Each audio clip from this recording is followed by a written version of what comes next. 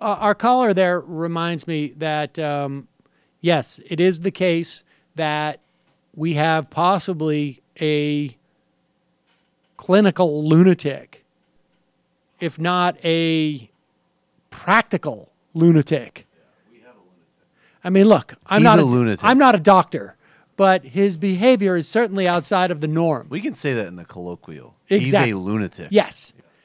And who does have the ability to, you know, I don't know, end civilization, but severely curtail it.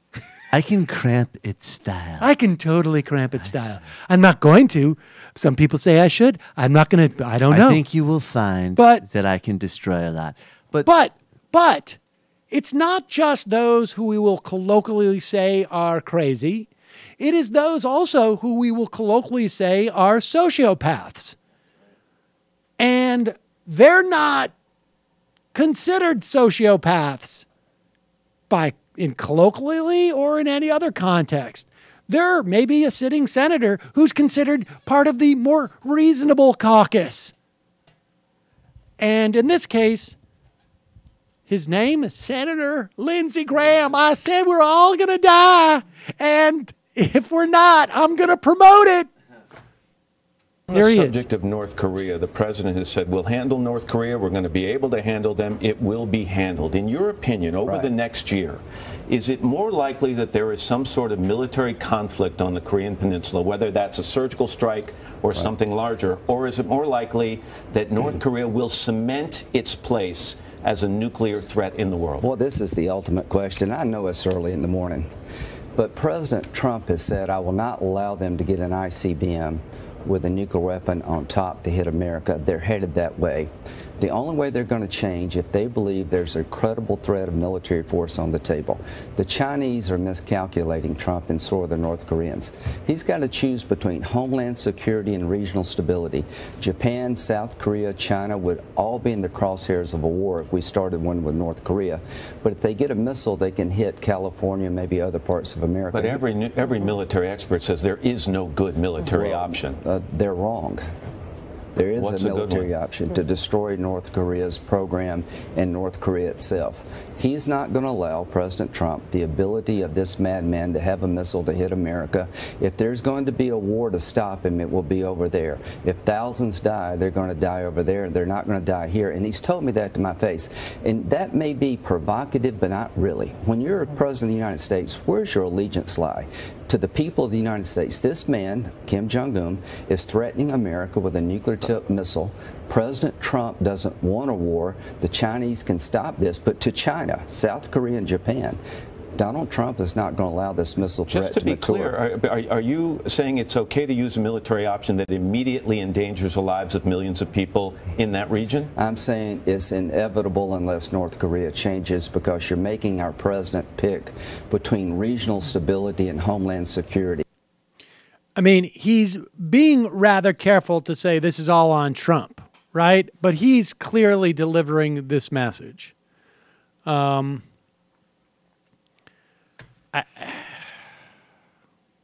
I say we're all going to die, that's not just descriptive, it's prescriptive. It's so offensive. I mean, you set this up, but I just think, like, the fact that the cliche with him is that he's part of the moderate, responsible leadership of the United States, and he's escalating this and encouraging Trump. He shares that title with of course, bomb Iran. That's right.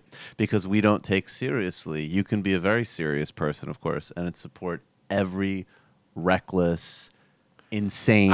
I have to say, I would even argue that it's not just that. It's not. It's not. You're serious because you're muscular on foreign policy. Right. Exactly. Right. That in our country, it's not despite the fact that you chase after every opportunity to go to war, you can be considered a serious person.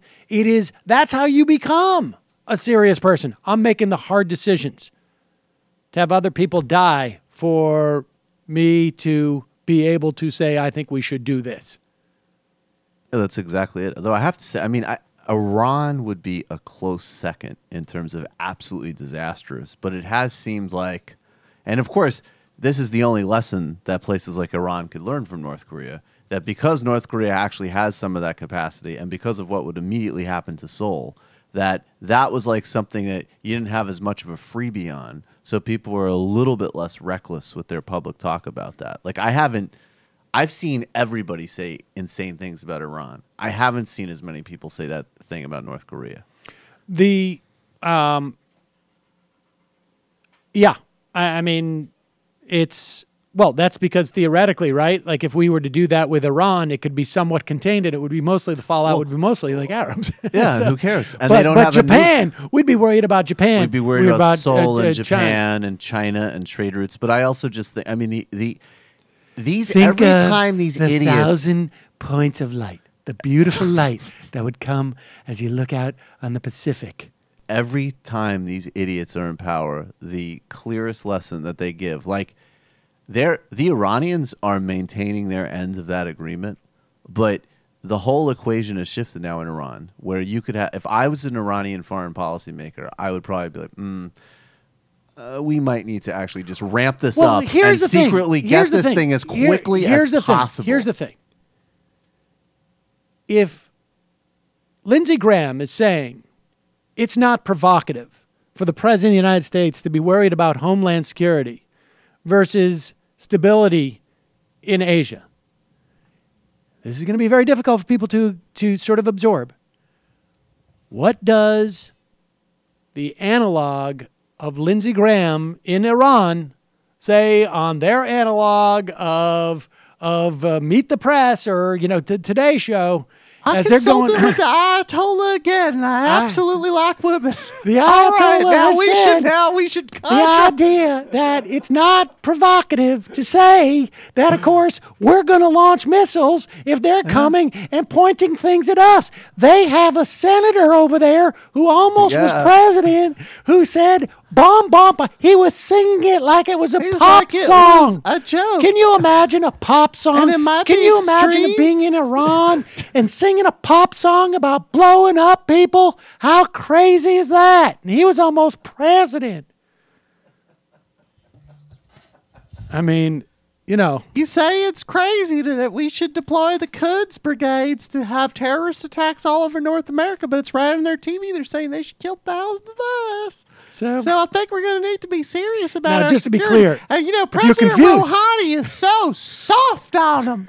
He's not serious about our national security. And if the Ayatollah don't say something, well, gosh darn it, and Allah, inshallah, I will say something. Look, I come from the southern part of Iran, and we do things a little bit different down there.